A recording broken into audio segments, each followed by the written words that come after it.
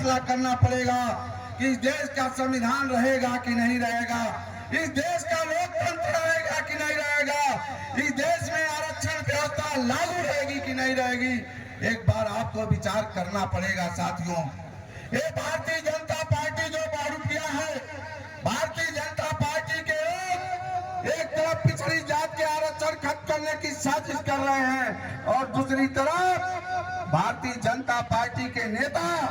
अभी आप ही के विधानसभा में बेदोपार इंटर कॉलेज में पिछड़ा सम्मेलन कर रहे हैं। यह बहुरूपिया जो मुंह साहब एक तरफ हमारे आरक्षण को आजकल की तरह निकलना चाहते हैं और दूसरे तरफ आपको गुमराह करना चाहते हैं। मैं यह पिछड़े समाज के साथ साथ सब समाज के लोगों से निवेदन करना चाहता हूं कि अगर भारतीय जनता पार्टी खुदा न खास्ता गलती से अगर सरकार में आ गई तो बाबा साहब का संविधान भी बदल जाएगा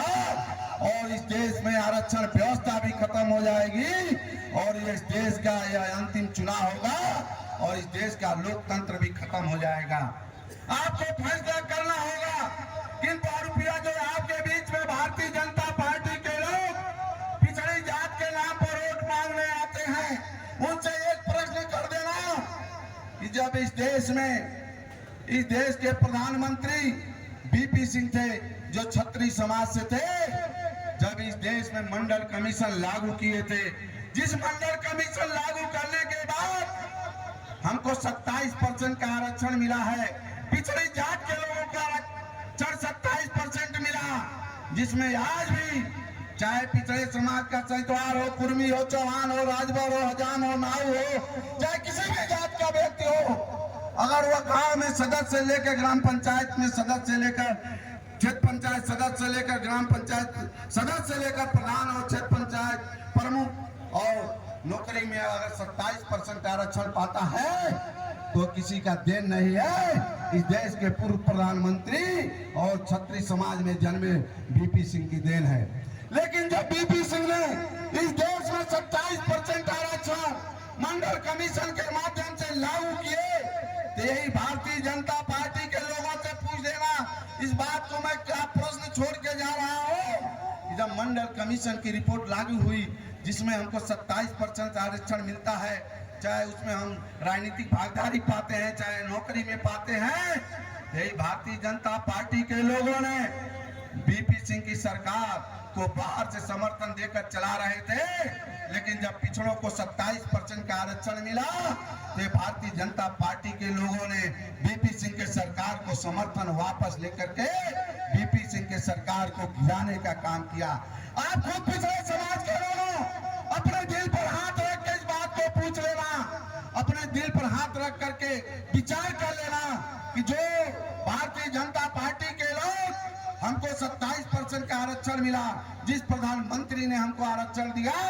उसकी सरकार को गिरा दिए, तो क्या कभी ये पिछड़ी जात के हितैषी हो सकते हैं? कभी नहीं हितैषी हो सकते हैं। अनुसूचित दलित समाज के लोगों,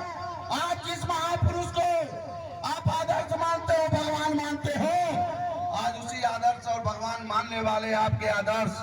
बाबा साहब भीमराव अंबेडकर के दिए हुए संविधान अंतिम सांसें गिन रहा है,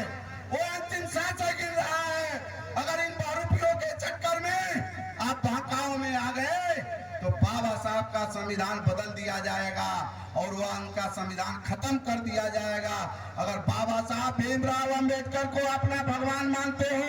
अगर आप उनको अपना आदर्श मानते हो, इन बहुरूपियों के बातों में आकर ना आकर के और आने वाले 1 जून को जब वोट देने जाना तो संविधान बचाने के नाम पर, आरक्षण बचाने के नाम पर यहाँ इंडिया गठबंधन के प्रत्याशी अजय प्रताप सिंह, पिंटू सिंह सहितवार के चुनाव साइकिल के सामने बटन दबा करके और बाबा साहब के संविधान और आरक्षण को बचाने के लिए भारी बहुमत से जिता देना और भारतीय जनता पार्टी के प्रत्याशी को जब्त कर देना, तब माना जाएगा कि आप चाहते हैं कि इस देश का संविधान बचेगा और इस देश में आरक्षण बचेगा। अगर आपने कहीं गलती किया तो पछतावा होगी और पछतावा के साथ साथ आने वाली हमारी पीढ़ियां, आने वाले हमारे बच्चे, आने वाले हमारे औलाद जब इस बात को हम लोगों से पूछेंगे कि जब इस देश का संविधान खतरे में था